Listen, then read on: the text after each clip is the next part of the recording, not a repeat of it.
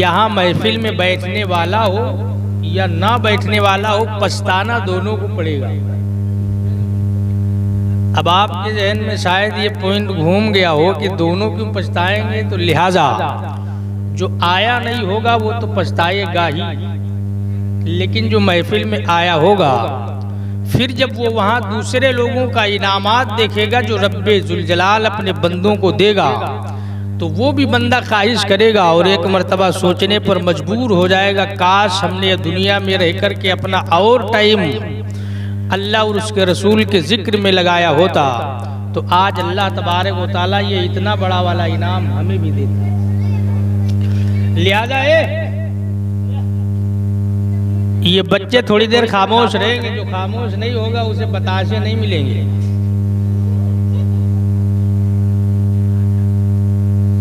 लिहाजा आप लोग मेरी तरफ तवज्जो दीजिए। अगर आप सुनेंगे और जिस अंदाज में आप सुनेंगे उसी अंदाज में इंशाअल्लाह अज़्ज़ा वजल आपको सुनाया जाएगा, और घबराने पर और परेशान होने की ज़रूरत नहीं है। ज़्यादा टाइम आपका नहीं लिया जाएगा। एक मर्तबा फिर से झूम करके दरूद शरीफ पढ़ लीजिए। अल्लाहुम्मा सल्ली अला सय्यदना शफीना मौलाना मुहम्मद मुबारक वसल्लम सल्लु अलैहि सलातु व सलामन दाइमन अलैका या रसूलल्लाह सल्लल्लाहु ताला अलैहि वसल्लम। अभी तक आप नातो मनक़बत सुनते चले आए हैं, अब मुझसे आप कथा के 2-3 शेर समाअत फरमा मोहब्बत से एक मर्तबा और कह दीजिए सुभान अल्लाह, और थोड़ा बेदारी का सबूत दीजिए, क्योंकि दोस्तों कहते हैं ये खामोश मिजाजी तुम्हें जीने नहीं देगी।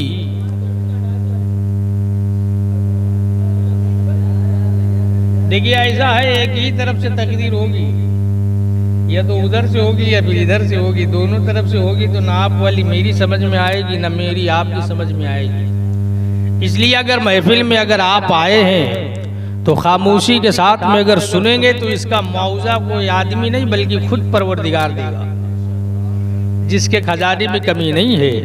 लिहाजा दूसरी बात यह है कि जिस नबी की ये महफिल है उस नबी का आपने सुना होगा, मतलब बहुत सी चीजें आपने सुनी होगी कि जिनका एहतराम पत्थर भी किया करते थे। अगर मोहम्मद अरबी ने कभी अपना मुबारक कदम किसी पत्थर पर रख दिया तो वो भी मोम बन जाता था। जानवर भी जिनके आगे अपने सर जो है झुका दिया करते थे, खम कर दिया करते थे, और जो है सुराखों में रहने वाली चूंटियां भी जिनका नाम लेती हैं वो नाम मोहम्मद प्यारे का है, और जिनका नाम अर्श आज़म पे लिखा है, कुर्सी के पाए पे जिसका नाम लिखा है उसी जात का नाम मोहम्मद अरबी सल्लल्लाहु ताला अलैहि वसल्लम है। जिनकी बारगाह में जिब्रील भी आते थे तो दरवाजे तक ही आते थे, और दरवाजे पर खड़े होने के बाद फिर इजाजत मांगते थे। अगर प्यारे नबी की इजाजत होती थी तो दरवाजे से अंदर दाखिल होते थे, वरना दरवाजे पर ही खड़े रहते थे जब तक इजाजत मोहम्मद अरबी सल्लल्लाहु ताला अलैहि वसल्लम की नहीं होती थी। उन्हीं के नाम से ये महफिल सजी है। लिहाजा अगर हम भी उनका अदब व एहतराम मलहूज रखेंगे, उनका अदब वो है जो खुद रब्बे काबा सिखाता है, और खुद रब्बे काबा ने कहा है महबूब की आवाज के ऊपर तुम्हारी आवाज नहीं होना चाहिए। और ये भी रब्बे काबा ने कहा है कि जब महबूब तुम्हें कुछ दे, कोई बात बताएं तो उसे खामोशी के साथ में ले लो। ये कहने वाला कोई और नहीं, खुद खल्ला के कायनात है, जिसने हमको भी पैदा किया है और पूरे दुनिया पूरे वर्ल्ड को जिसने बनाया है, वो पालनहार ये आदेश दे रहा है। और वो ये बोल रहा है कि महबूब की बारगाह में जाना तो सर झुका के बैठना, और जब मेरा महबूब बोले तो उस वक्त तुम खामोश रहना, और जब मेरे महबूब के मुंह से कोई अल्फाज निकले तो उसे तुम अपने दिल की तख्ती पर लिख लेना।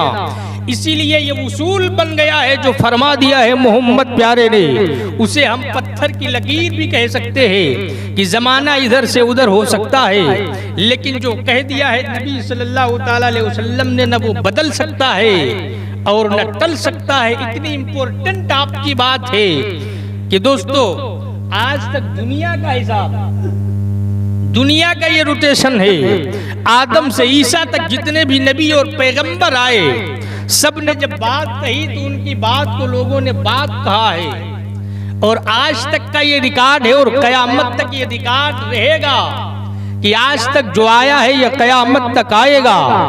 जब उसके मुंह से कोई अल्फाज निकलेगा तो जमाना कहेगा ये फला की बात है या ये फला की बात का टुकड़ा है, यही कहा जाएगा।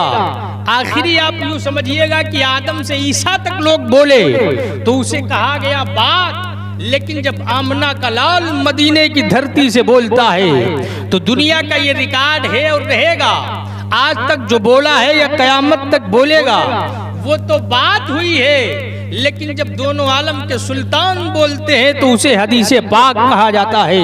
आज तक जो लोग बोले हैं कयामत तक बोलेंगे वो बात बनी है और बनेगी, लेकिन जो आमना के लाल ने कह दिया है वो हदीसे पाक बनती है। और हदीसे पाक का कितना एहतराम है ये हम सभी जानते हैं, लिहाजा उनका भी अदब व एहतराम मलहूज हमें रखना है। आप अगर थोड़ी देर मेरा साथ देंगे तो इंशाअल्लाह ताला आपके काम की बातें बताऊंगा। मोहब्बत से एक मरतबा और पढ़ लीजिए दरूद पाक, अल्लाहुम्मा सल्ली अला सय्यदना शफीअना मौलाना मुहम्मद बारिक सल्लिम सल्लु अलैहि सलातु व सलामन दाइमन अलैका या रसूल अल्लाह सल्लल्लाहु तआला अलैहि वसल्लम। 2-3 शेर मोहब्बत से समाअत फरमाए। आपने अच्छी अच्छी मनकबतें सुनी प्यारी प्यारी आवाज़ में, मुझे भी थोड़ी देर आप बर्दाश्त कर लीजिए। मोहब्बत से कह दीजिए सुभान अल्लाह। एक मर्तबा और कह दीजिए सुभान अल्लाह। बसद खुलूस बसद एहतराम लिखा है, हमारे दिल पे मोहम्मद का नाम लिखा है। बसद खुलूस बसद एहतराम लिखा है, हमारे दिल पे मोहम्मद का नाम लिखा है। बसद खुलूस बसद एहतराम लिखा है। और कहेंगे हंस के नकीरैन इसको सोने दो, कहेंगे हंस के नकीरैन इसको सोने दो। कफन पे देखो नबी का गुलाम लिखा है, कफन पे देखो नबी का गुलाम लिखा है। बसद खुलूस बसद एहतराम लिखा है, हमारे दिल पे मोहम्मद का नाम लिखा है। और ये भी शेर मोहब्बत से समाअत फरमाए, कह दीजिए सुभान अल्लाह। क्योंकि अभी ये मुहर्रम का महीना हम लोगों की निगाहों से ओझल हुआ है, लिहाजा ये भी याद बहरहाल अभी आपके नज़रों के सामने से तमाम अशार और शेर गुजरे भी हैं। और ये भी शेर आप समाअत फरमाए एक मरतबा और कह दीजिए सुभान अल्लाह। तवज्जो मेरी तरफ दीजिए। हमारे दिल पे मोहम्मद का नाम लिखा है, बसद खुलूस बसद। और कसम खुदा की वो मंजर बदल गया होता यजीदियों का, कलेजा दहल गया होता। कसम खुदा की वो मंजर बदल गया होता यजीदियों का, कलेजा दहल गया होता। कसम खुदा की। अरे हुसैन हाथ दुआ को अगर उठा देते, हुसैन हाथ दुआ को अगर उठा देते, जमीन चीर के, जमीन चीर के ज़मज़म निकल गया होता, जमीन चीर के ज़मज़म निकल गया होता यजीदियों का, कलेजा दहल गया होता। कसम खुदा की वो मंजर बदल गया होता। मोहब्बत से कह दीजिए सुभान अल्लाह। और ये भी शेर समात फरमाए एक मरतबा और कह दीजिए सुभान अल्लाह।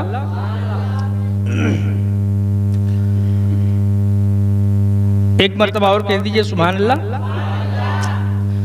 अरे जिधर जिधर से भी गुजरे मुस्तफा वाले जमाना देख के बोला है ये खुदा वाले। जिधर जिधर से भी निकले हैं मुस्तफा वाले जमाना देख के बोला है ये खुदा वाले। जिधर जिधर से अरे दिलों में अब भी नामे हुसैन रोशन है। दिलों में अब भी नामे हुसैन रोशन है। यजीद मर गया, यजीद मर गया, जिंदा है करबला वाले। यजीद मर गया, जिंदा है करबला वाले। जिधर जिधर से भी गुजरे हैं मुस्तफा वाले जमाना देख के बोला है ये खुदा वाले जमाना देख के। मोहब्बत से कह दीजिए सुभान अल्लाह। और ये भी शेर समात फरमाए एक मरतबा और कह दीजिए सुभान अल्लाह। लबों पे जिसे के दरूदो सलाम आएगा। लिहाजा हम लोग दरूदो सलाम जो पढ़ते हैं तो उससे हमें मौजा और उसका बदला हमें क्या मिलेगा, ये आप इस शेर में समात फरमाए। मोहब्बत से कह दीजिए सुभान अल्लाह। लबों पे जिसे के दरूदो सलाम आएगा उसी के वास्ते कौसर का जाम आएगा। उसी के वास्ते कौसर का जाम आएगा। लबों पे जिसे के लबों पे जिसे के दरूदो सलाम आएगा उसी के वास्ते कौसर का जाम आएगा। उसी के वास्ते अरे बहुत संभाल के रखना नबी के दीवानों। बहुत संभाल के रखना नबी के दीवानों। यही वजीफा यही वजीफा कयामत में काम आएगा। यही वजीफा कयामत में काम आएगा। लबों पे जिसे के। और आखिरी शेर मोहब्बत से समात फरमाए कह दीजिए सुभान अल्लाह। रज़ाए रब के लिए दीन की बका के लिए चले हुसैन मदीने से करबला के लिए। रज़ाए रब के लिए दीन की बका के लिए चले हुसैन मदीने से करबला के लिए चले हुसैन मदीने। अरे ज़मीन तुझको उसी वक्त खा गई होती। ज़मीन तुझको उसी वक्त खा गई होती हुसैन हाथे, हुसैन हाथे उठाते अगर दुआ के लिए, हुसैन हाथे उठाते अगर दुआ के लिए, यजीदियों का कलेजा दहल गया होता, कसम खुदा की वो मंजर बदल गया होता। मोहब्बत से कह दीजिए सुभान अल्लाह। अब अगर आप सुनना चाहें तो दो चार बातें आपको बता दी जाए इसी ताल्लुक से, सुनेंगे? लिहाजा एक मरतबा पढ़ लीजिए दरूद पाक अल्लाहुम्मा सल्ली अला सय्यदना शफीना मौलाना मोहम्मद बारिक वसल्लम सल्लल्लाहु अलैहि सलातु व सलामन दाइमन अलैका या रसूल अल्लाह सल्लल्लाहु तआला अलैहि वसल्लम। शायर कहता है, तारीख कभी मौजों में कदम लेते हैं और खालिद कभी हाथों में अलम लेते हैं। मोहब्बत से कह दीजिए सुभान अल्लाह और इधर तवज्जो दीजिए। तारीख कभी मौजों में कदम लेते हैं, खालिद कभी हाथों में अलम लेते हैं। हर दौर में उठते हैं यजीदी फितने, हर दौर में शब्बीर जन्म लेते हैं, हर दौर में शब्बीर जन्म लेते हैं। हर दौर में उठते हैं यजीदी फितने, हर दौर में शब्बीर जन्म लेते हैं। और दूसरा शायर कहता है, हदीसे इश्क की रोशन कोई तफसीर लिखेंगे, जबीने कुफ्र पे हम नारे तकबीर लिखेंगे। हदीसे इश्क की रोशन कोई तफसीर लिखेंगे, जबीने कुफ्र पे हम नारे तकबीर लिखेंगे। और हुसैनी, अगर यहाँ पर हम लोगों के अंदर सच्चा प्यार होगा अहले बैत के लिए और मोहम्मद अरबी सल्लल्लाहु ताला अलैहि वसल्लम के लिए, तो आपकी ये बातें समझ में भी आएंगी और आपको अच्छा भी लगेगा। शायर कहता है, हदीस इश्क की रोशन कोई तफसीर लिखेंगे, जबीने कुफ्र पे हम नारे तकबीर लिखेंगे। अरे गुलामे मुस्तफ़ा मौजूद हैं अब भी जमाने में, जहाँ भी करबला देखेंगे हम शब्बीर लिखेंगे, जहाँ भी करबला देखेंगे हम शब्बीर लिखेंगे, जहाँ भी करबला देखेंगे हम शब्बीर लिखेंगे। और दूसरी बात यह है कि दोस्तों, हम लोग जिस एरिया में रहते हैं, जिस इलाके में रहते हैं, इस इलाके में इमाम हुसैन के मानने वाले भी बहुत हैं और उनके नाम से खर्च करने वाले भी बहुत हैं। और आपने अपनी निगाहों से ये चीज़ देखी होगी। लिहाजा मैं इसी ताल्लुक से आपको दो तीन बातें बता करके गुजर जाऊं, जो आजकल लोग एतराज़ भी करते हैं। अगर आप जो है सक्षम होकर के बैठेंगे और जहन हाजिर करके सुनेंगे, तो हो सकता है ये जवाब आपकी दिल की तख्ती पर नोट हो जाए और कल ये आपसे कोई अगर सवाल कर देगा तो आप उसका जवाब दे सकते हैं। बस तवज्जो दीजिए। और बच्चों से मेरी गुजारिश है कि थोड़ी देर खामोश रहेंगे।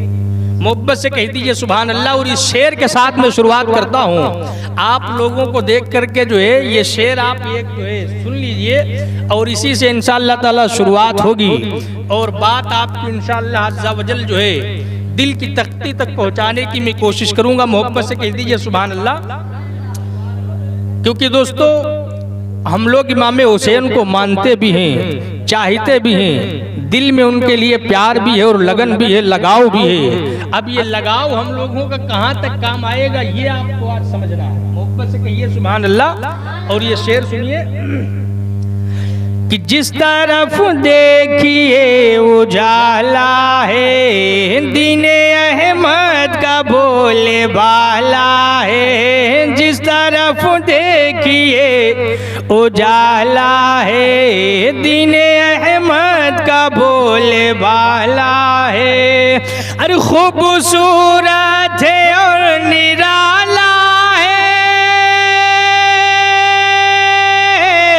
खूबसूरत है और निराला है। ये इलाका हुसैन वाला है, ये इलाका हुसैन वाला है। और खूबसूरत है और निराला है, ये इलाका हुसैन वाला है, ये इलाका हुसैन वाला है, ये आका हुसैन वाला है। पढ़ लीजिए दुरूद पाक अल्लाहुम्मा सल्ली अला सैयदना शफीना मौलाना मुहम्मद वाली वसल्लम सल्लल्लाहु अलैहि सलातु व सलामन दाइमन अलैका या रसूल अल्लाह सल्लल्लाहु तआला अलैहि वसल्लम। सबसे पहली बात ये है, अभी तक आपने बहुत से शेर सुने, अशार सुने, जिसमें आपने ये भी सुना होगा और अभी मैंने भी एक शेर कही है कि अगर हुसैन हाथ दुआ को उठा देते तो जमीन चीर के भी जमजम निकल जाता। और आपने ये भी सुना होगा कि अगर वो हुक्म दे देते शेर में तो करबला तेरे संभाले न संभलता पानी, है कि नहीं? सुना है कि नहीं सुना है? लेकिन यहाँ पर एक एतराज करने वाले एतराज कर देते हैं कि इमाम हुसैन के पास तुम पावर मानते हो। हम लोग बहरहाल ये चीज मानते भी है कि अल्लाह तबारक व तआला ने उन्हें पावरफुल बना करके भेजा और उन्हें पावर भी मिला है। रब्ब कायनात की बारगाह से उन्हें पावर भी दिया गया है। करबला जाने के बाद अगर इमाम हुसैन ने अपने हाथों को उठा दिया होता तो अगर आप दुआ कर देते तो जमजम का कुआं भी जो है इमाम हुसैन के लिए करबला के मैदान में हाजिर कर दिया जाता। और अगर आप ऑर्डर देते थे तो जो है फिरात का मुंह और फिरात जो दरिया थी वो दरिया खुद चल करके खीमे में आ सकती थी, क्योंकि इमाम हुसैन को रब्बे जुल जलाल ने वो मकाम दे करके भेजा है जिनके बारे में खुद मोहम्मद अरबी सल्लल्लाहु तआला अलैहि वसल्लम ने इरशाद फरमाया है, हुसैन मिन्नी वाना मिनल हुसैन, जिसका सीधा मतलब ये है कि जो हुसैन का दोस्त होगा वो मेरा दोस्त होगा। जिससे इमाम हुसैन खुश होंगे उससे रसूल आजम ने फरमाया कि उससे जो है खुदा का हबीब खुश होगा। और ये हर मुसलमान का ईमान और अकीदा है कि जिससे मोहम्मद अरबी खुश हो जाया करते हैं उससे खुद खुदा खुश हो जाया करता है। और जिससे खुदा खुश हो जाता है उसकी दुनिया भी कामयाब हो जाती है और आखिरत भी कामयाब हो जाती है। लिहाजा नहीं खामोश रहोगे। आपकी ये एतराज समझ में आया कि लोग आपसे ये सवाल कर सकते हैं। और आज एक जमात ऐसी है भी जो ये एतराज करती है कि इमाम हुसैन को तुम मानते हो, हम बोलते हैं हम मानते हैं। इमाम हुसैन के नाम से महफिल करते हो, हम बोलते हैं कराते हैं। लेकिन लोग बोलते हैं कि फिर उस महफिल कराने से ये आप समझिए कि हम इमाम हुसैन को मानते भी हैं, उनके नाम से महफिल भी कराते हैं, उनके नाम पे खर्च भी करते हैं, फातिहा और दुरूद भी करते हैं। लेकिन सवाल ये उठता है कि ये सब कराने